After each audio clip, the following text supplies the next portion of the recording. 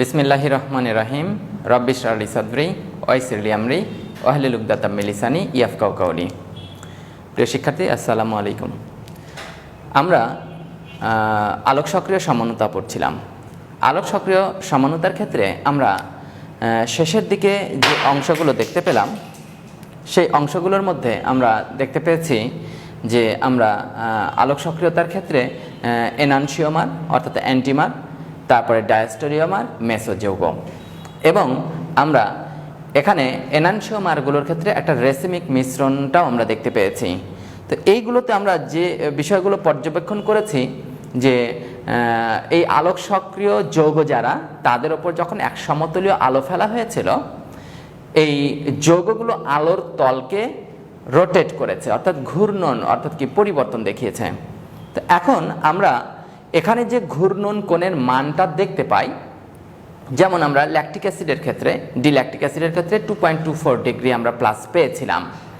তো এই যে আবর্তন কোণ, এই আবর্তন কোণগুলো আসলে কি, এই বিষয়গুলো আমাদের কি, যেগুলো আমরা দেখতে পাই, এই কোণের মানগুলো আসলে এটা ফিক্সড না, অর্থাৎ কি এটা প্রত্যেকটা যৌগের ক্ষেত্রে সব সময় একই রকম নয়।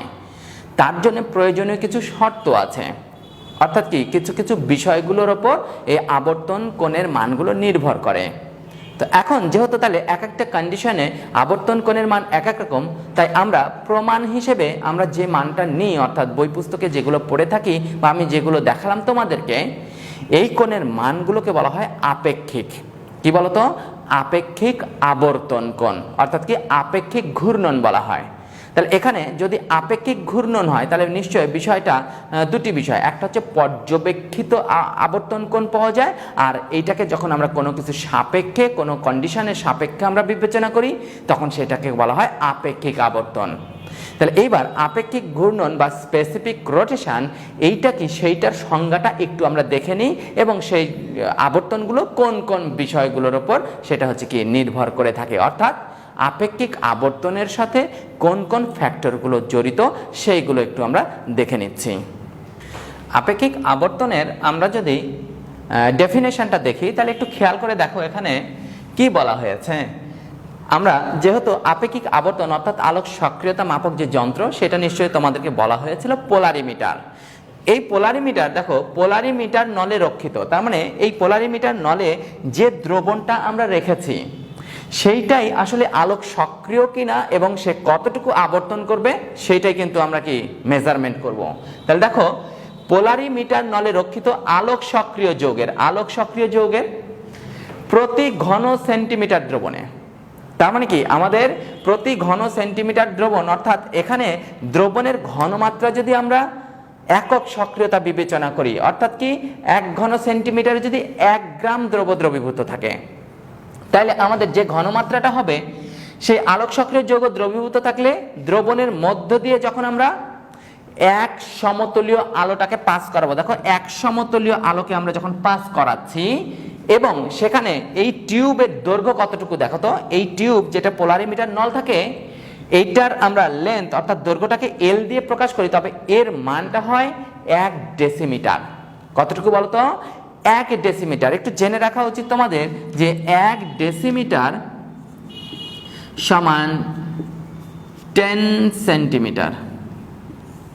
ওকে, আচ্ছা, এখন এখানে তাহলে আমরা 1 ডেসিমিটার সমান 10 সেন্টিমিটার, তাহলে নিশ্চয়ই তোমরা বুঝতেই পারছো যে এখানে আমাদের নল বা টিউবের যে দৈর্ঘ্যটা হবে, তোমরা স্কেলে দেখলে বুঝতে পারবা এই 10 সেন্টিমিটার, তার মানে মোটামুটি এইরকম আকৃতির।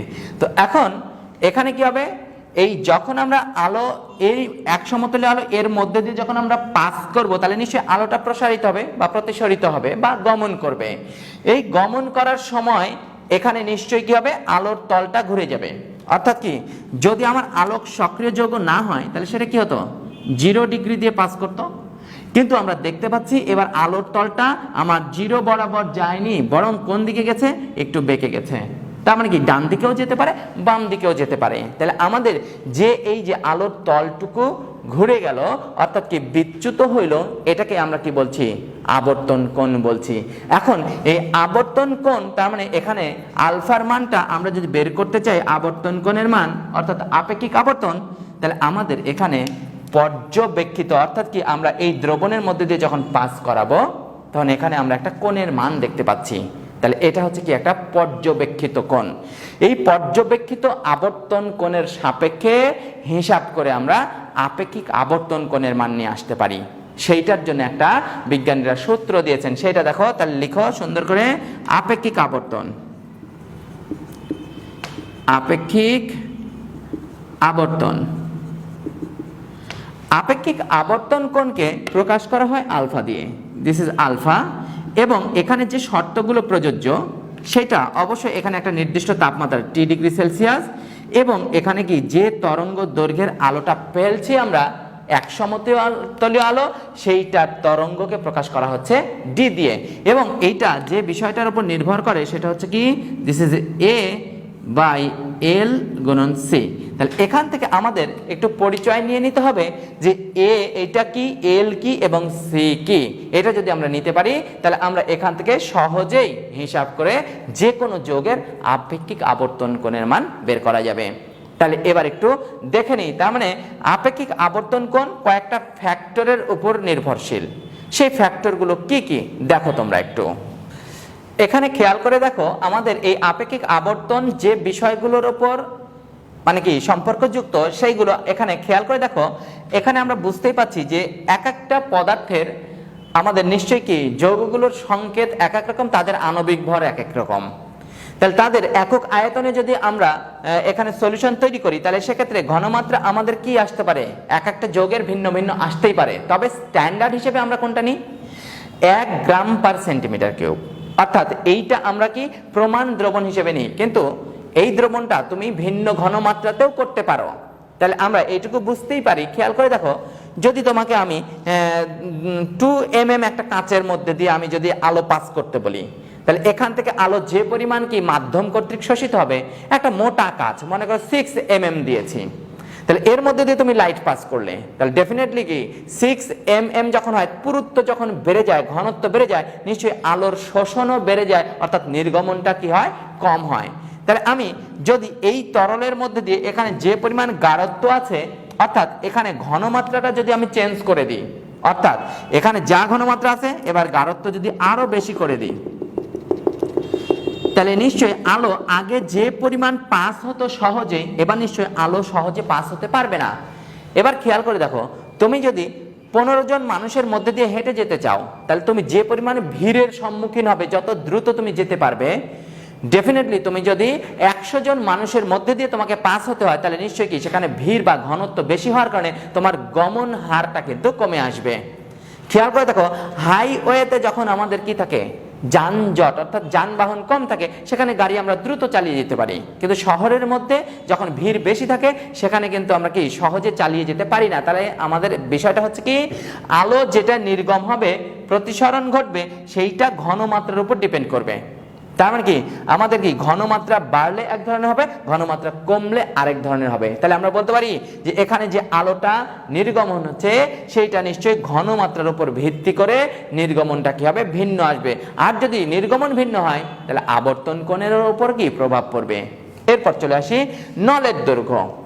কিছুক্ষণ আগে যেটা বলছিলাম, তাহলে নলটা আমি যদি এখানে 1 ডেসিমিটার না নিয়ে আমি 2-3 যদি নিই, তাহলে আমার এক্ষেত্রে নিশ্চয়ই এখানে কি হবে, নলের দৈর্ঘ্য বৃদ্ধির সাথে সাথে, পুরুত্ব বৃদ্ধির সাথে সাথে নিশ্চয়ই প্রতিসরণ ক্ষমতাও কি চেঞ্জ হবে। অর্থাৎ এক্ষেত্রেও আমাদের আবর্তন কোণের মান পরিবর্তন হবে, অর্থাৎ হ্রাস বৃদ্ধি ঘটতে পারে। তাপমাত্রা তোমরা নিশ্চয়ই জানো, যদি আমরা এরকমটা করি, দেখো তো মোম স্বাভাবিক তাপমাত্রায় থাকলে সে সলিড থাকে, কিন্তু তাপমাত্রা একটু বাড়িয়ে দিলে নিশ্চয়ই তার কি, অর্থাৎ কি যখন স্বাভাবিক তাপমাত্রায় তার ডেনসিটি, গাঢ়ত্ব, ঘনত্ব বা দৃঢ়তা যেমনটা, তাপমাত্রা বাড়িয়ে দিলে সে তরল হয়ে যায়, নিশ্চয়ই ঘনমাত্রা কি কমে আসে, তাই না বলতো? আর ঘনমাত্রা কমে আসার কারণে এখানে যে পরিমাণ গাঢ়ত্ব আগে ছিল, ঘনত্ব যা ছিল, সেইটা তাপমাত্রার কারণে যদি আমাদের ঘনমাত্রা হ্রাস পেয়ে যায়, তাহলে সেক্ষেত্রে কিন্তু আমাদের কি নির্গমনটাও পরিবর্তন হবে, আলোর নির্গমন। অনুরূপভাবে আমরা বলতে পারি, এবার দেখো একবর্ণী আলো। একবর্ণী আলোর তরঙ্গ দৈর্ঘ্য 589, আলোর তীব্রতা 589 ন্যানোমিটারের যদি আমি দিই, এই ক্ষেত্রে আমার যে পরিমাণ আবর্তন হবে, আমি যদি 600 ন্যানোমিটারের দিই অথবা 400 ন্যানোমিটারের দিই, তাহলে ডেফিনেটলি আমার এখানে কি আবর্তন কোণের মান কি হবে, পরিবর্তন হবে। সেই সাথে এবার দেখো আমরা দ্রবণ তৈরি করতে পারি বিভিন্ন দ্রাবকে। আমি মনে করো যে পোলার দ্রাবকে কোনো একটা যৌগের আমি দ্রবণ তৈরি করলাম। সাপোজ আমি এখানে এক্স নামক একটা যৌগ নিয়েছি, সাপোজ এক্স নামক একটা দ্রবণ নিয়েছি, সেইটাকে আমি একবার কি বানালাম, মনে করো এই এক্সটাকে একবার বানালাম, আমি পানিতে দ্রবীভূত করে দ্রবণ তৈরি করলাম। আবার এই যৌগকে আরেকবার কি করলাম, C2H5OH ইথানলে দ্রবীভূত করলাম, অর্থাৎ একটা অ্যালকোহলীয় দ্রবণ আর একটা হচ্ছে জলীয় দ্রবণ এক্স যৌগের। তাহলে দ্রাবক যদি আমরা চেঞ্জ করে ফেলি, দ্রাবক চেঞ্জ করলে নিশ্চয়ই এখানে কি ঘনমাত্রাও চেঞ্জ হবে এবং কি অণুর সংখ্যাও দেখা যাচ্ছে পরিবর্তন হয়ে যাবে। সেক্ষেত্রে আমাদের নির্গমনটা আগের মতো আর থাকবে না, অর্থাৎ জলীয় দ্রবণে যে ধরনের হবে অ্যালকোহলীয় দ্রবণে আবর্তনটা সেই রকম পাওয়া যাবে না। তাহলে আমরা এক কথায় বলতে পারি, আমরা স্বাভাবিকভাবে ল্যাবরেটরিতে পড়ার সাপেক্ষে আমরা যে কাজগুলো করি বই পুস্তকে একটা স্ট্যান্ডার্ড মানের দেওয়া থাকে, অর্থাৎ কি 1 গ্রাম পার সেন্টিমিটার ঘনমাত্রায় আমরা একটা আবর্তন যেটা পাচ্ছি, সেক্ষেত্রে কি ডেসিমিটার 1 ডেসিমিটার থাকে নলের দৈর্ঘ্য, এবং তাপমাত্রা মোটামুটি 20 বা 25 ডিগ্রি সেলসিয়াস এগুলো প্রমাণ হিসেবে ব্যবহার করে থাকি ল্যাবরেটরিতে। আর স্বাভাবিকভাবে ম্যাক্সিমাম যৌগগুলোরই দ্রবণ জলীয় দ্রবণে তৈরি করা হয়। আর সহজলভ্য যেহেতু মানে প্রত্যেকটা পোলারিমিটারে সোডিয়াম লাইট ব্যবহার করে, তাই সেই সোডিয়াম লাইটের তরঙ্গ দৈর্ঘ্য ডি দিস ইজ হচ্ছে কত 589 ন্যানোমিটার, 89.3 ন্যানোমিটারের। ওকে, তাহলে এই মানগুলো দিয়ে আমরা যে আবর্তনগুলো পাচ্ছি, তাপমাত্রা ব্যবহার করে আমরা যে আবর্তনটা পাবো সেইটাকে বলবো আমরা কি আপেক্ষিক আবর্তন।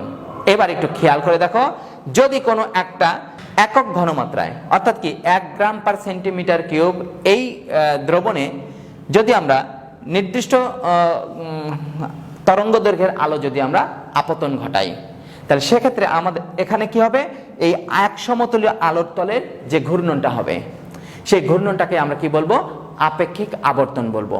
তাহলে এখন আমরা এখানে যে বিষয়টা তোমাদেরকে বলছি সেটা খেয়াল করে দেখো, এই আপেক্ষিক আবর্তনটা এটা হিসাব করে পাওয়া যাবে। তাহলে আমরা প্রথমত যে আবর্তন কোণটা এখানে দেখতে পাই সেইটা হচ্ছে কি পর্যবেক্ষিত আবর্তন কোণ। তার মানে এখানে A ইজ ইকুয়াল, তোমরা লিখে নাও, A ইজ ইকুয়াল পর্যবেক্ষিত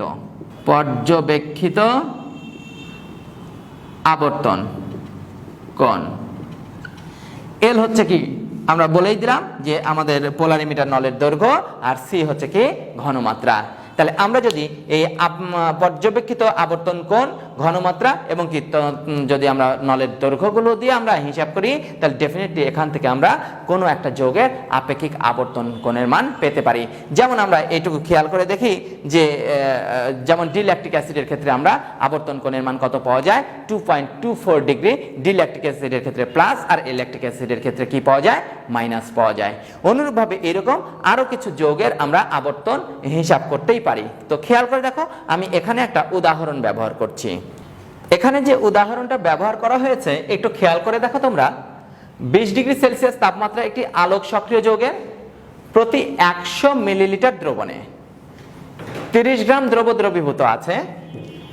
ওই দ্রবণকে যদি 10 সেন্টিমিটার টিউবে নেওয়া হয়, অর্থাৎ পোলারিমিটার নলের যে দৈর্ঘ্য সেটা বলা হচ্ছে 10 সেন্টিমিটার নিয়ে পোলারিমিটারে যে আবর্তনটা পাওয়া গেল সেই আবর্তনটা কত বলতো, -2 ডিগ্রি। তাহলে এই -2 ডিগ্রি পর্যবেক্ষিত আবর্তন কোণের সাপেক্ষে এটার আসলে আপেক্ষিক আবর্তন কোণ কত সেটা বের করতে হবে আমাদের। তাহলে আমরা যদি এই রাসায়নিক এই সমীকরণটা যদি আমরা একটু খেয়াল করি, তাহলে আমাদের নিশ্চয়ই এখানে তাপমাত্রা, সেই তাপমাত্রা কত দেখো তো, এখানে উল্লেখ করা হয়েছে 20 ডিগ্রি সেলসিয়াস। এবং এখানে আমরা আলোক সক্রিয় যৌগের তরঙ্গ দৈর্ঘ্য যেটা নরমালি ব্যবহার করা হয়, দিস ইজ সোডিয়াম লাইট। এই জন্য এটা অনেক সময় উল্লেখ থাকতেও পারে, নাও থাকতে পারে। উল্লেখ না থাকলে বুঝেই নিবা তোমরা সোডিয়াম লাইট ব্যবহার করা হয়েছে। তো এখন একটু খেয়াল করে দেখো, তাহলে এখানে আমরা যদি বলি কি কি দেওয়া আছে দেখো তো, পর্যবেক্ষিত আমাদের যে আবর্তন, সেই আবর্তন কোণের মান A ইকুয়াল -2 ডিগ্রি বলা আছে। এখন এখান থেকে আমরা হিসাবটা করতেই পারি। খেয়াল করো, আমাদের A এর মান তাহলে আমরা 2 ডিগ্রি পেলাম, মাইনাস, অবশ্যই মাইনাস। তার মানে এখানে আমাদের অর্থাৎ কি ডান ঘূর্ণি হয়নি, বরং এটা কি হয়েছে, বাম ঘূর্ণি হয়েছে। তো এবার একটু খেয়াল করো, এখানে যদি আমরা ঘনমাত্রা বের করতে পারি, ঘনমাত্রা কি একক আয়তনের ভরকেই আমরা কি ঘনমাত্রা বলতে পারি, অর্থাৎ কি ঘনমাত্রা মানে ভর বাই কি আয়তন। তাহলে দ্রবের ভর কতটুকু বলো তো, 30, আর আয়তন 100 ml। তাহলে ডেফিনেটলি এখান থেকে আমরা বলতে পারি 0.3 গ্রাম পার মিলিলিটার। এখন একটা বিষয় একটু তোমরা ক্লিয়ার থেকো, দেখো এখানে আমরা ব্যবহার করছি 100 মিলিলিটার, তার মানে কি 1 সিসি মানে 1 সেন্টিমিটার কিউব মানে 1 মিলিলিটার। ঘাবড়ানোর কিছু নাই, অর্থাৎ কি সেন্টিমিটার কিউব আর মিলিলিটার সিমিলার মান হয়, তার মানে কি 100 সেন্টিমিটার কিউব মানে হচ্ছে কি 100 মিলিলিটার। ক্লিয়ার? সো এবার দেখো তাহলে এখান থেকে দৈর্ঘ্য কত দেওয়া আছে? নলের দৈর্ঘ্য 10 সেন্টিমিটার। তো 10 সেন্টিমিটার মানে কিছুক্ষণ আগে লেখা ছিল, দেখো 10 সেন্টিমিটার মানেই কত? 1 ডেসিমিটার, তাই না বলো তো? তাহলে আমরা এখানে যদি মানগুলো বসাতে পারি তাহলে আমরা এখান থেকে যে একটা মান পাবো, খেয়াল করে দেখো তাহলে এখানে কত পেয়েছি আমরা? This is -2।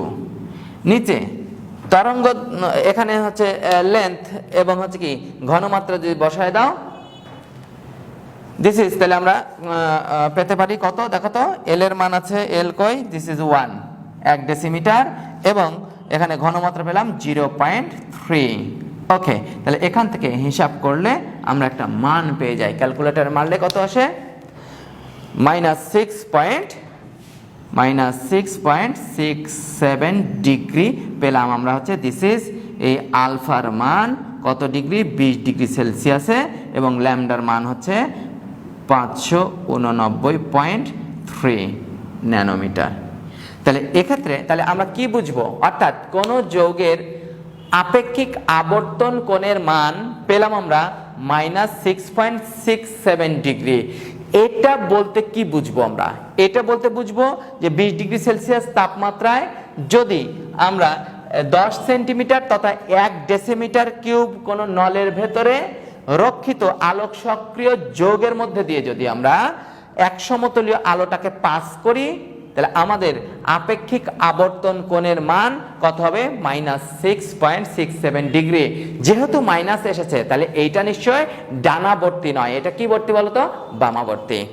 তাহলে আমরা এক কথায় বলতে পারি যে পোলারিমিটার নলে রক্ষিত আলোক সক্রিয় যৌগের যদি আমরা একক ঘনমাত্রায় এবং কি নির্দিষ্ট তরঙ্গ দৈর্ঘ্যে আমরা যদি আলো পাস করাই, 1 সমতলীয় আলো, তাহলে আমাদের এখানে পর্যবেক্ষিত কোণের সাপেক্ষে আমরা হিসাব করলে যে আবর্তন কোণের মান পাই সেইটার নামই হচ্ছে কি আপেক্ষিক আবর্তন কোণ। তাহলে নিশ্চয়ই এখানে আমরা এইটুকু বুঝতে পারছি। তাহলে এইরকমভাবে আমরা যে কোনো যৌগের ক্ষেত্রে এইভাবে যদি মানগুলো দেওয়া থাকে আমরা আপেক্ষিক আবর্তন কোণের মান বের করতে পারবো। যেমন আমরা আপেক্ষিক আবর্তন কোণ হিসেবে আমাদের প্রচলিত যেগুলো আছে তাদের মধ্যে গ্লুকোজ আছে, চিনি আছে, ল্যাকটিক অ্যাসিড আছে, এই যৌগগুলোর আমরা আপেক্ষিক আবর্তন কোণের মানগুলোই ব্যবহার করে থাকি। তো আশা করছি আবর্তন কোণ নিয়ে, আপেক্ষিক আবর্তন কোণ নিয়ে আমি তোমাদেরকে যেটুকু বলেছি এইটুকু সবাই বুঝতে পেরেছ। কোন যৌগটি আলোক সক্রিয় সমানুতা দেখায়? এরকম টাইপের প্রশ্নগুলো বিশেষ করে আমাদের এইচএসসি বোর্ড পরীক্ষাতেও আসে, এবং এরই সাথে বুয়েট, মেডিকেল এবং ঢাকা ভার্সিটিতে, এই জায়গাগুলোতে ঢাকা ভার্সিটি নয় শুধু আরও বিভিন্ন ভার্সিটিগুলোতেও প্রশ্ন এসে থাকে। তো আলোক সক্রিয় সমানুতা দেখানোর যে ন্যূনতম শর্তগুলো আমরা বিগত ক্লাসগুলোতে পড়ে ফেলেছি কিন্তু, অর্থাৎ কি এখানে প্রথম শর্ত হচ্ছে কাইরাল কার্বন থাকা, মানে কি এটা ফাইন্ড আউট করতে হয়, তাই না বলো তো? তো এখন আমরা একটু খেয়াল করে দেখি তো যে এই যৌগগুলোর মধ্যে কোনটা আলোক সক্রিয়তা দেখাবে বা কোনটা দেখাবে না। যেমন একটু খেয়াল করে দেখো, আমরা যদি এইরকমটা দেখাই CH3COH, দেখো তো এই যৌগটা আলোক সক্রিয়তা দেখাবে কিনা। এছাড়া অ্যালকোহলের আরো কিছু যৌগ আছে, যেমন CH3C2H5, দিস ইজ HOH, এটা একটা। আবার একটু খেয়াল করো, আমি যদি এরকমটা দেখাই CH3CLCHNH2, ওকে। তো প্রথমত আমাদের খেয়ালটা করতে হবে যে কোন যৌগের মধ্যে কাইরাল কার্বন আছে কিনা। কাইরাল কার্বন যদি থাকে তাহলে সেখানে আমাদের আলোক সক্রিয়তা সমানুতা দেখানোর একটা কি পসিবিলিটি থাকে। তো একটু খেয়াল করে যদি দেখি আমরা, তাকাও তো এখানে আমরা অ্যালকোহলের যদি এখানে বিন্যাসটা দেখেই থাকি, দেখো তার মানে কি এখানে কার্বনের সাথে আমাদের OH আছে আর CH3 ডেফিনেটলি কয়টা? 3টা। তাহলে আমাদের কাইরাল কার্বনের যে সংজ্ঞাটা ছিল যে কার্বনের 4টা যোজনীতে ভিন্ন ভিন্ন কি আমাদের কি ভিন্ন প্রকৃতির পরমাণু বা মূলক থাকতে হবে, কিন্তু এখানে আমরা দেখতে পাচ্ছি যে 3টে যোজনীতে সিমিলার, তার মানে কি মূলক, অর্থাৎ কি 3টে অ্যালকাইল একটা অ্যালকোহল, তার মানে এখানে নিশ্চয়ই কি অপ্রতিসম হওয়ার কোনো সুযোগ নাই, তার মানে কি কাইরাল কার্বন হওয়ার সুযোগ এখানে নাই, তাহলে এটা আলোক সক্রিয় সমানতা দেখাবে না। কিন্তু এবার এখানে একটু প্রশ্ন চলে আসে, দেখো তো এইটা আলোক সক্রিয় সমানতা দেখাবে কিনা। আমরা এখানে একটু খেয়াল করে যদি দেখি যে হ্যাঁ এখানে কার্বনের একটা অ্যালকোহল একটা হাইড্রোজেন, এইটা মিথাইল এবং কি এইটা ইথাইল, নিশ্চয়ই কি এখানে 4টা মূলকই আমরা বলতে পারি কি ভিন্ন পরমাণু বা মূলক দিয়ে আছে, তার মানে এইটা অবশ্যই আমাদের কি কাইরাল কার্বন হবে, এটা আলোক সক্রিয় সমানতা দেখাবে। অনুরূপভাবে একটু তাকাও তো, আমি যদি এইটার কথা বলি তাহলে এখানে তোমাকে আগে খুঁজে দেখতে হবে যে কোন কার্বনটার আসলে চারিদিকে যোজনী হিসেবে অন্য অন্য পরমাণু বা মূলক আছে। খেয়াল করে দেখো এখানে আমরা যদি এই কার্বনের কথা বিবেচনা করি, এই কার্বনের যে যোজনীতে 3টা হাইড্রোজেন আছে, খেয়াল করো তো 3টা হাইড্রোজেন কি সিমিলার হাইড্রোজেন না? তাহলে সিমিলার হাইড্রোজেন যদি হয় তাহলে ভিন্নতা থাকলো না, তার মানে এই কার্বনটা কাইরাল না। এবার আমরা সার্চ করব কার্বন আরেকটা আছে, তাহলে এই কার্বনটাকে আমরা একটু বিন্যাস করে লিখে দেখি, এই কার্বনটাকে লিখছি দিস ইজ এইটা, তাহলে আমি এখানে যদি লিখি তাহলে দেখো 4টা যোজনীতে একটাতে আছে অ্যামিনো মূলক, একটাতে আছে হাইড্রোজেন, আরেকটা হচ্ছে chlorine, R this is CH3।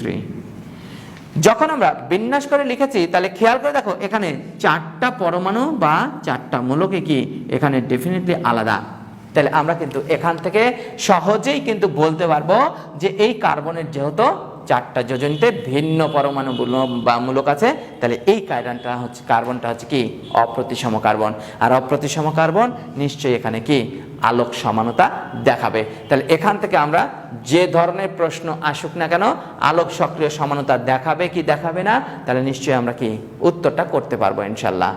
এবার আমরা একটু দেখব হচ্ছে কি অ্যারোমেটিক যৌগ বেনজিনের যে প্রতিস্থাপক আছে সেই প্রতিস্থাপকগুলো নিয়ে বেনজিনের সমানতা কেমন প্রকৃতির হতে পারে সেটা একটু দেখব। এটা বেনজিন, বেনজিনের আসলে কি প্রতিস্থাপক সমূহের সমানতা দেখব আমরা।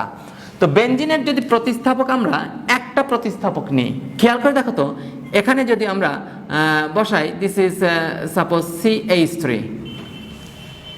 এই বাবুটার নাম তোমরা জানো নিশ্চয়ই, এটা মিথাইল বেনজিন বা এর আরেক নাম হচ্ছে টলুইন। তো এইটার আমরা এই মিথাইল বেনজিনকে যে পজিশনেই রাখি না কেন নিশ্চয়ই সেটা 1 নম্বর পজিশনই হবে, কিন্তু যদি প্রতিস্থাপক 2টা হয়, 2টা যদি হয় খেয়াল করে দেখো আমরা প্রতিস্থাপক যদি 2টা নিই, এখানে একটা CH3 এখানে একটা CH3, যখনই আমাদের 2টা মিথাইল মূলক থাকে বেনজিন বলয়ে তখন সেটাকে ডাইমিথাইল বেনজিন বলতে পারি, বা এর আরেকটা নাম আমরা বলতে পারি জাইলিন। কি বলতো? জাইলিন। তাহলে সেক্ষেত্রে তুমি নম্বরিং করেও লিখতে পারো, আবার তোমাদেরকে এর আগেই বলেছিলাম যে বেনজিনের বলয়ের বিভিন্ন পজিশনগুলোর নামগুলো বিভিন্ন রকমের আছে। যেমন আমি তোমাদেরকে বলেইছিলাম যে বেনজিনের 1 নাম্বার কার্বনের সাপেক্ষে যদি এটাকে 1 নাম্বার কার্বন ধরি, এটা 2 3 4 5 and 6, 1 নাম্বার কার্বনের সাপেক্ষে 2 নাম্বার অবস্থানটাকে আমরা বলে থাকি অর্থ অবস্থান। কি অবস্থান? অর্থ। 3 নাম্বারটাকে বলে থাকি মেটা অবস্থান, আর 4 নাম্বারটাকে বলতে পারি আমরা প্যারা অবস্থান। ঠিক তাই আমরা যদি সম্পূরক অবস্থানের কথা বলি, এই 2 এর সাপেক্ষে বিপরীত এই পজিশনটা এটাকেও কিন্তু আমরা অর্থ অবস্থান বলি, কারণ এদিক থেকে যদি আসতাম 1 এটা 2 হতো।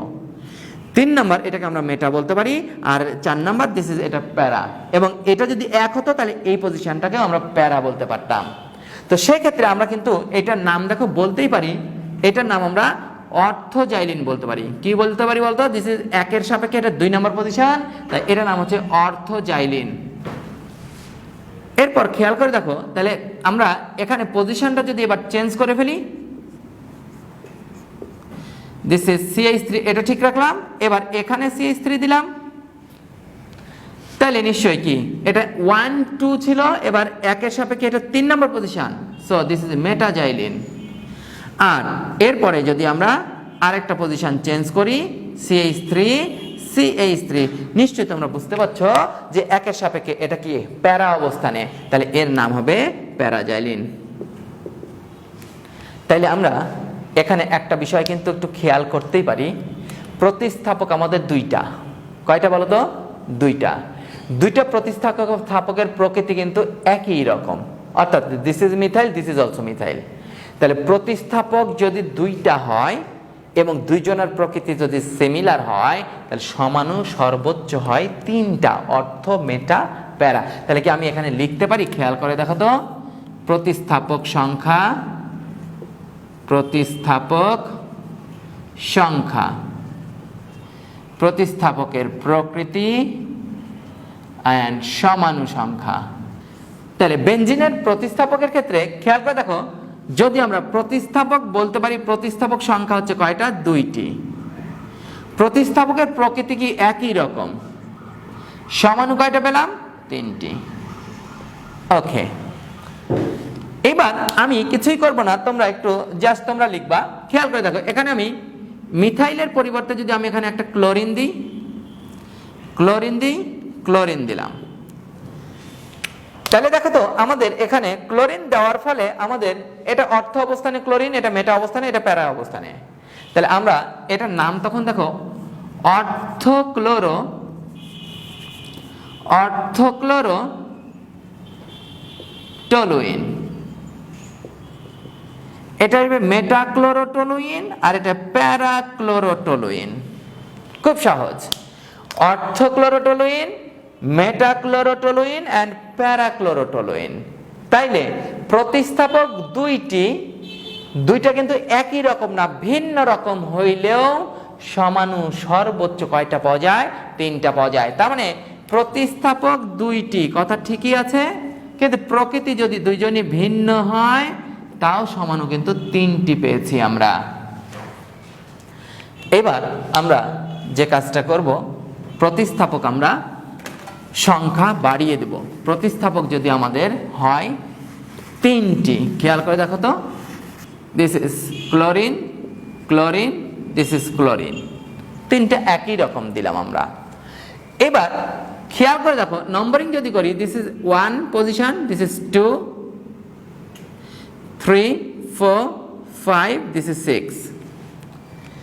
সেক্ষেত্রে আমরা এখানে কিন্তু নামটা লিখতে পারি 1, 2, 3 trichloro, trichloro benzene, trichloro benzene.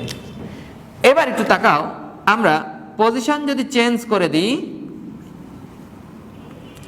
Chlorine এখানে ঠিক থাকলো, এখানেও ঠিক থাকলো। এবার জাস্ট আমরা 3-এর জায়গায় এখানে আমরা দিয়ে দিলাম 4-এ দিয়ে দিলাম। তাহলে নম্বরিং করলে 1, 2, 3, 4, 5, 6, সেই সাপেক্ষে আমরা কিন্তু বলতে পারি, দেখো 1, 2, 4, দিস ইজ ট্রাইক্লোরোবেনজিন। এবং লাস্ট আরেকবার আমরা কাঠামোটাকে চেঞ্জ করতে পারি,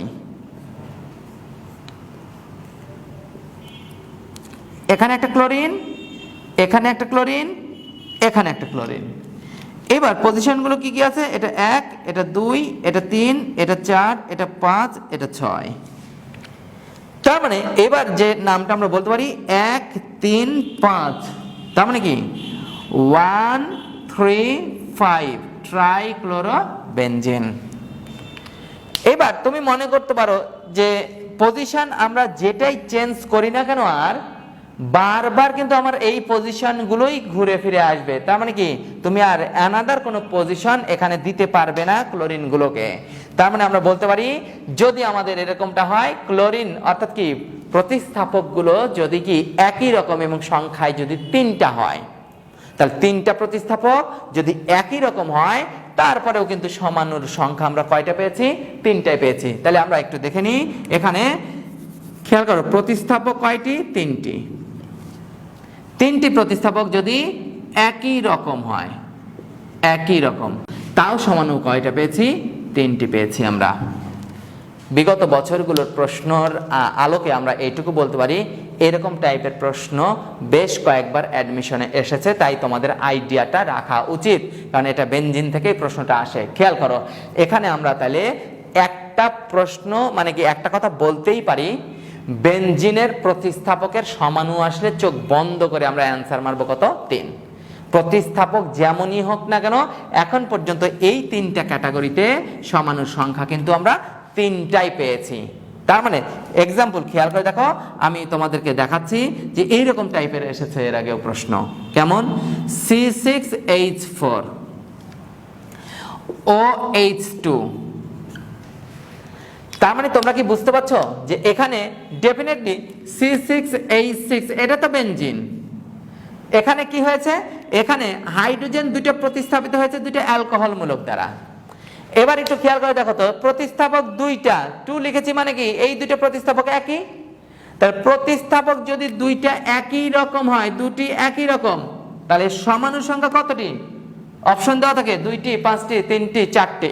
তাহলে ডেফিনেটলি আমরা বলবো প্রতিস্থাপক দুটি একই রকম, যেহেতু একই হোক ভিন্ন হোক যাই হোক, সমাণু কয়টা? 3টা। তাহলে আমাদের এখানে অ্যান্সার আসবে কতটি? সমাণু 3টি। অনেক সময় এরকম আসে, অনেকে হতাশ হয়ে যায়। খেয়াল করে দেখো, C6H4 সাপোজ ClCH3 এরকম এসছে। তাহলে তুমি একটু খেয়াল করে দেখো, এখানে হাইড্রোজেন কয়টা প্রতিস্থাপিত হয়েছে? 2টা। কার দ্বারা? একটা ক্লোরিন একটা মিথাইল। তো প্রতিস্থাপক দুইটাই যদি ভিন্ন হয় সমাণু কয়টি? 3টি। তাহলে আমার প্রতিস্থাপক এটা একটা দুইটাই কি ভিন্ন প্রকৃতির। আবার এরকমও আসতে পারে C6H3 সাপোজ দিস ইজ, এখানে কি X3 লেখা থাকলো। তাহলে এবার প্রতিস্থাপক 3টা কিন্তু সিমিলার। প্রতিস্থাপক কয়টা? 3টা সিমিলার। তাহলে সেক্ষেত্রে আমার অ্যান্সার কোনটা? সমাণু হবে কতটি? 3টি। যদিও আমাদের এই 3টা বা এই ক্যাটাগরি থেকে প্রশ্ন আসে, তারপরে তোমাদেরকে এক্সট্রা বোনাস হিসেবে আমি একটু বলে দিচ্ছি, প্রতিস্থাপক 3টা একই রকম না হয়ে আরও এদের ক্যাটাগরি আছে, এইগুলো বের করা অনেক সময় সাপেক্ষ, কিন্তু এগুলো স্বাভাবিকভাবে তোমাদের ইন্টারমিডিয়েট সিলেবাসে পরীক্ষায় আসে না। তারপরে আমি তোমাদেরকে নিরাপত্তার খাতিরে এমসিকিউ অ্যান্সার করার জন্য বলে দিচ্ছি তোমাদেরকে।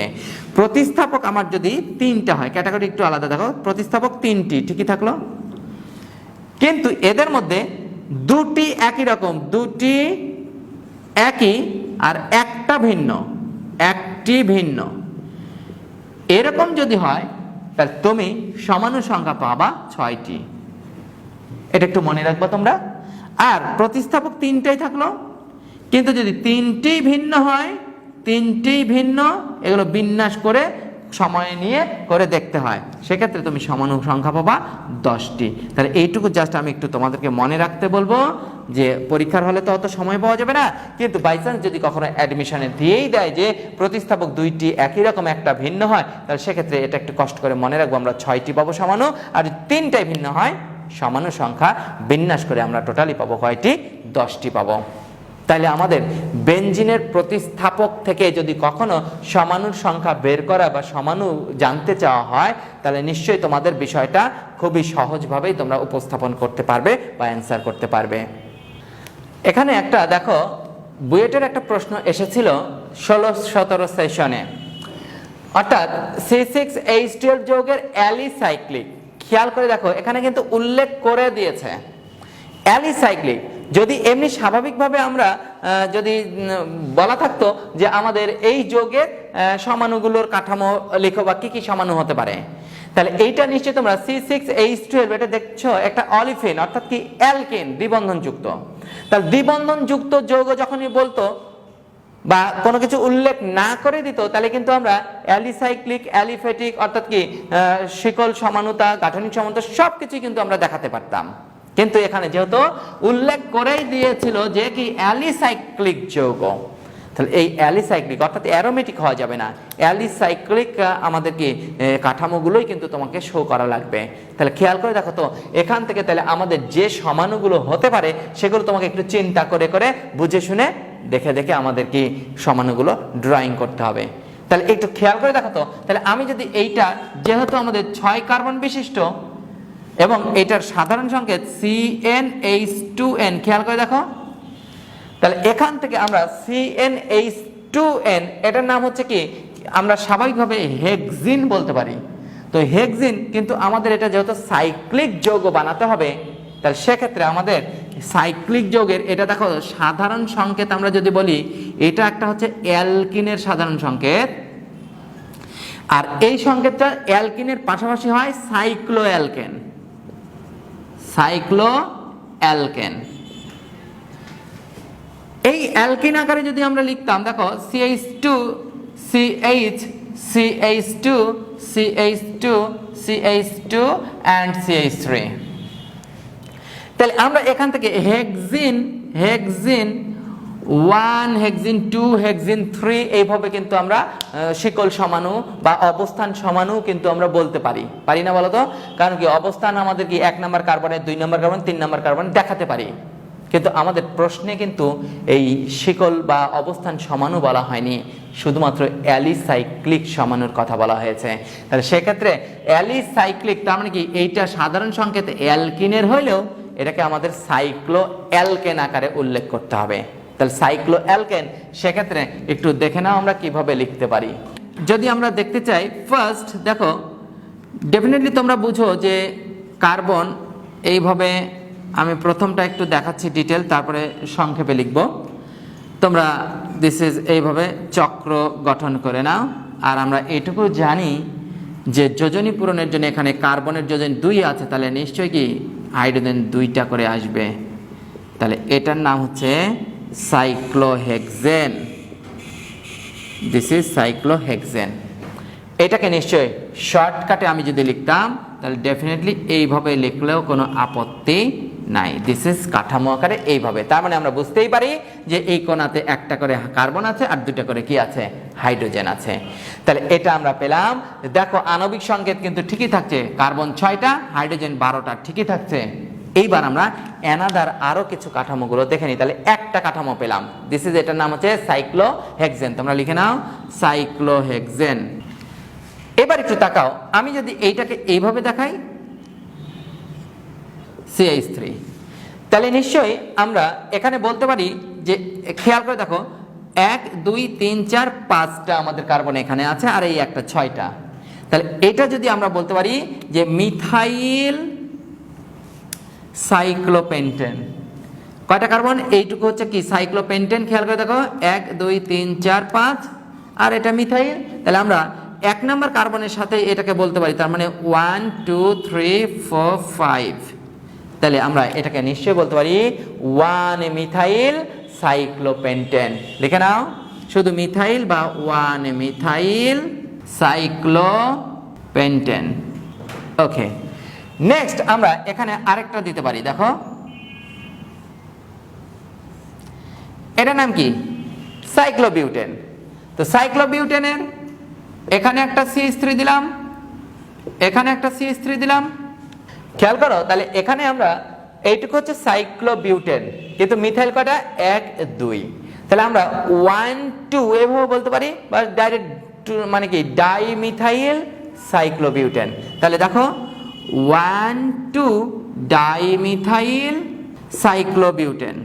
ওকে, তাহলে সমানু আমরা এখন পর্যন্ত একটা হচ্ছে সাইক্লোহেক্সেন পেয়েছি, মিথাইল সাইক্লোপেন্টেন পেয়েছি, এরপরে দেখো ডাইমিথাইল সাইক্লোবিউটেন পেয়েছি।